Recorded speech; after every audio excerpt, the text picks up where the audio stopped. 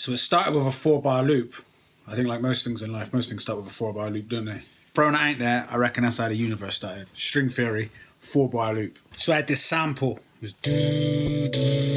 and then I put the, I played the keys in. Do, do, do. I think the vocal chop was in there as well. So the noise. But that was about it. It was just that. It was just looped. I probably had that for about 2 months, I reckon. Every now and then I'd revisit it, sit there. Never actually wrote to it though. Never actually wrote to the loop. So it was one day I was driving along and boom, scabby septum, got you talking out your rectum about these family issues like your Gary Glitter Stepson. Dandruff on his debit card, hemoglobin on the Queen's face, a non-descriptive vocab explaining how a dream tastes. From that, I wrote 2/16s. The 2/16s that you hear on the track now. So it was, I matched it to it later. I write a lot of my lyrics like that. So what I do, I write in silence. I find I get more focus writing in silence, without music. Match it to it later, or create the music around it. So yeah, as you can guess, that fit. It fit with the 4-bar loop that I had, and that was my skeleton. So the kick, it's like the heartbeat.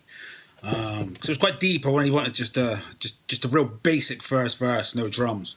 The second verse, I put some drums on it, chucked the sample loop of drums on, recorded the second verse because I always wanted the drums to come in on the second verse. Around that time, I was recording my vocals with Twisted Roots.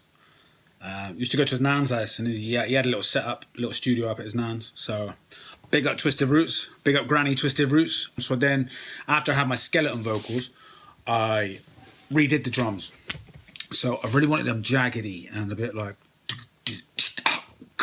really to like not flow, to match my verse. Do you know what I mean? Like wanted it to be uncomfortable but still beautiful and still there, still rhythmic, but just like enough to make it awkward and uncomfortable and just like, do you know what I mean? So I did that, read it, but then I wanted to re-record the vocals. That was when we went back to Twisted Roots, to Nanny's house, Granny Twisted Roots. Went back there and did my final vocals. And then that was pretty much it. Before I sent it off, I was thinking, shit, this needs a singer. Innocence got lost and trapped in time. It's a deep one, man. I reckon the vocals of a singer would just take it to the next level with the hook. It just needs to contrast against my voice, which is very abrupt, raw, and quite grainy. So I fired it across to Benji. Told him I wanted the hook. Told him I wanted the bridge. His response was basically, "What the fuck do you want me to write?" So I said to him, "You send me the melody, some melodies of him just humming some melodies, and I'll write the lyrics to your melody." So that's what we did. He sent over a few different variations of melodies, what he could work with. So I then sent back some lyrics that I wrote to it. It's the same hook as what you heard on now. There was no amendments.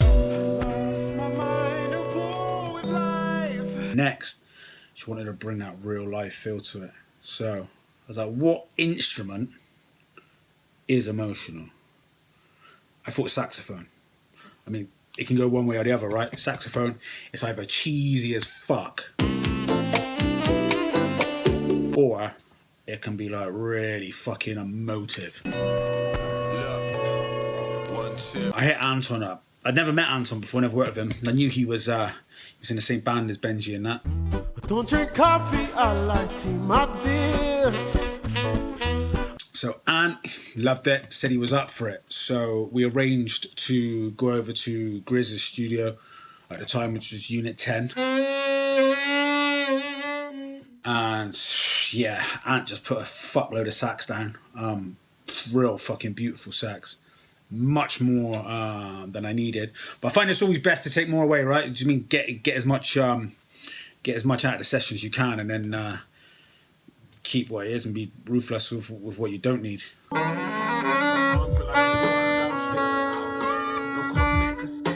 Then I kind of went back, started piecing it together. I was like, yeah, that's fucking sounding really nice, but just wanted something to give it that extra edge. And if you ain't familiar with my Oh Daddy track, I released a track called Oh Daddy back in 2014. Oh Daddy, do you make me cry? But yeah, Oh Daddy, I had Taron Storms Martino play guitar on it.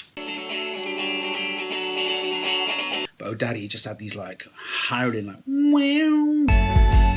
It's been a fool. So yeah, had Taron do that. So sent it across to him. He loved it. Arranged a date.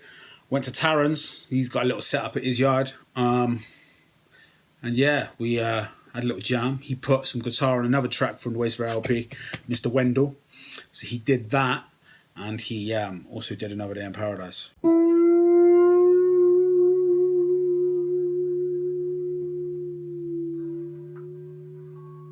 It did the same thing as what I did with Ant.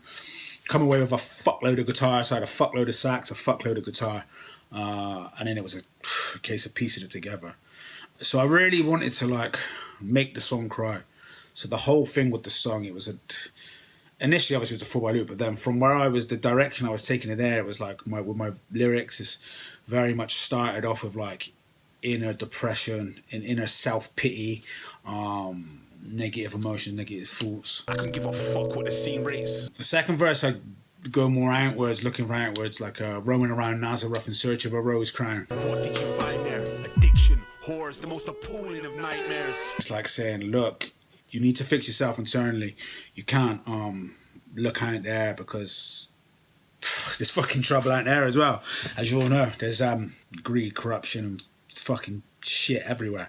So the only beacon of light that you will ever have is inside you. You're deluded if you think the world will listen to a grown man cry. So I tried to portray that like in a... I mean, the song's dark, but my message behind it is actually that. It's I think it's quite a beautiful message. It was almost like I was trying to weave the outward depression, the inner depression into one with the sax and the guitar and play them off with each other. And yeah, I had to be quite ruthless because I had a lot of like sickness from both of them, but I found like it was just really taken away from the vocal. I just had too much of each and keep chipping away until I could get the balance, the nice balance of the guitar and the sax.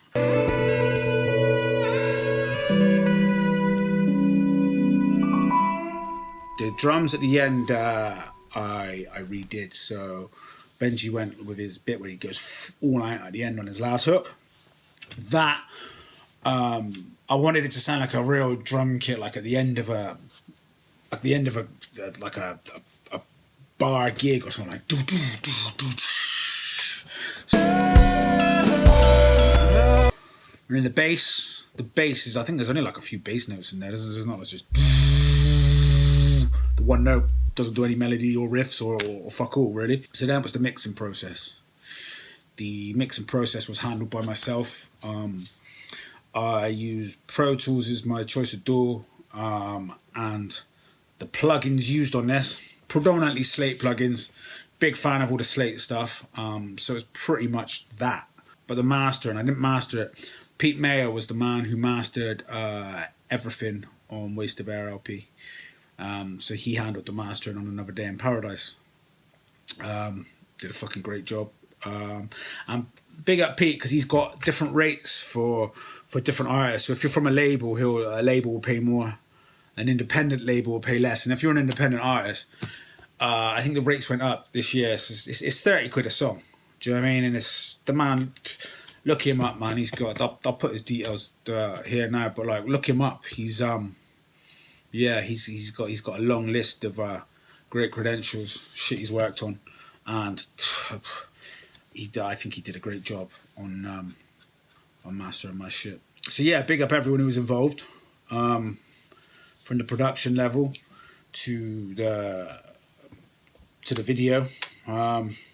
But most importantly, big up yourself, son. Big up anyone who supported it, man.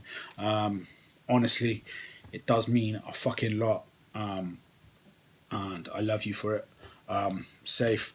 If you haven't checked out the video and for some reason you've just sat all the way through this and watched it, it'll be in the description at the bottom for Another Day in Paradise, and I'll put one of them card things with that side, whatever fucking side it works out on YouTube. So yeah, safe. Big up yourself. Lost my mind.